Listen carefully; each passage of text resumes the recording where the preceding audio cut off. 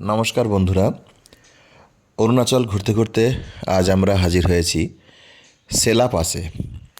এই সেলা পাস অরুণাচল প্রদেশের দুটো জেলা তাওয়াং এবং ওয়েস্ট কামেং, এই দুটো জেলাকে কানেক্ট করেছে। এই দুটো জেলার মাঝে এই সেলা পাস অবস্থিত।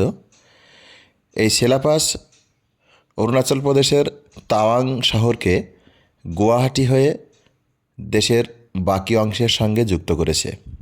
সেই জন্য এখানে একটা ওয়েলকাম গেট তৈরি করা হয়েছে।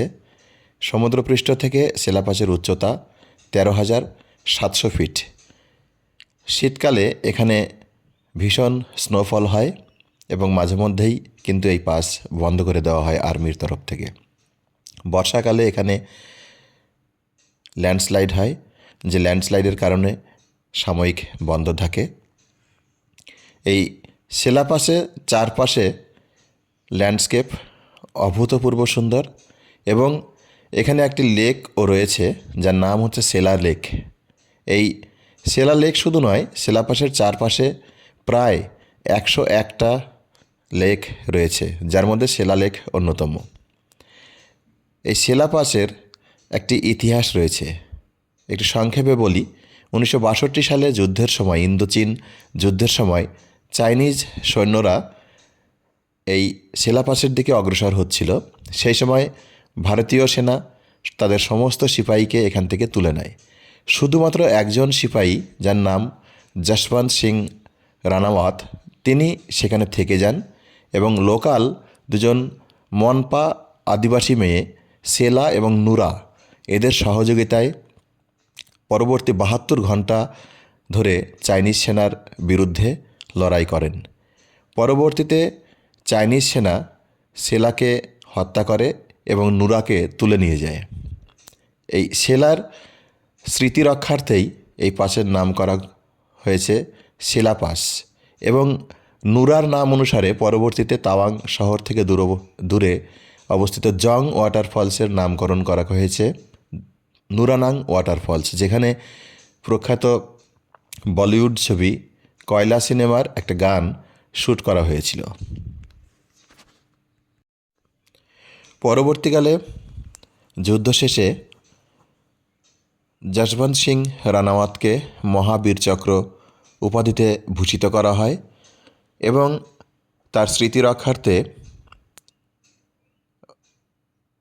যশবন্তগড় ওয়ার মেমোরিয়াল নামে একটি মিউজিয়াম স্থাপন করা হয়।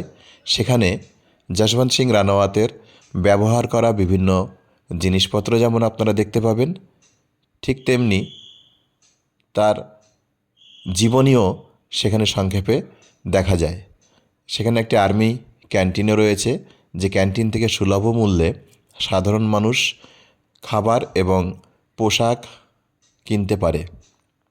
আমরা পরবর্তী কোনো ভিডিওতে এই যশবন্তগড় ওয়ার মেমোরিয়াল সম্পর্কে ডিটেলসে দেব, আপনারা প্লিজ একটু সাথে থাকবেন। সেলা পাসে আমরা গিয়েছিলাম অক্টোবর মাসে।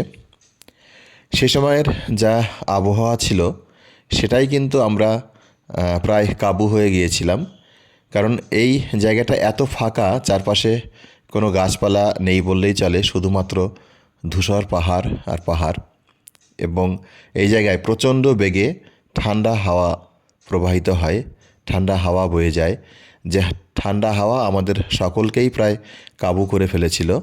এবং গাড়ি থেকে নিচে নেমেই আমরা দেখি দিনের বেলাতে টেম্পারেচার প্রায় 10 ডিগ্রির আশেপাশে ঘোরাফেরা করছে।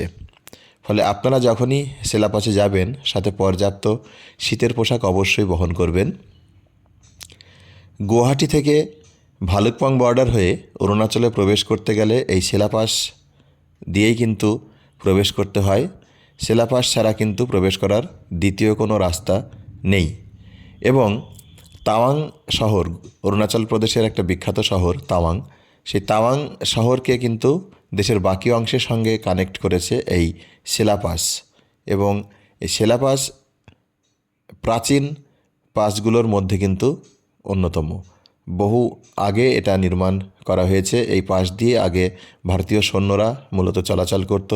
পরবর্তীতে ট্যুরিস্টদের জন্য এটি ওপেন করে দেওয়া হয় খুলে দেওয়া হয়। সকলকে আরও একবার ধন্যবাদ। অরুণাচল প্রদেশের আরও মজার মজার ভিডিও নিয়ে পরবর্তী এপিসোডগুলোতে আমরা আলোচনা করব। প্লিজ আপনারা সঙ্গে থাকবেন। ধন্যবাদ। এই সেলা লেকের জল শীতকালে পুরো ফ্রোজেন হয়ে যায়, অর্থাৎ পুরো লেকটাই বরফে পরিণত হয়। ধন্যবাদ সকলকে। সবাই ভালো থাকবেন, সুস্থ থাকবেন।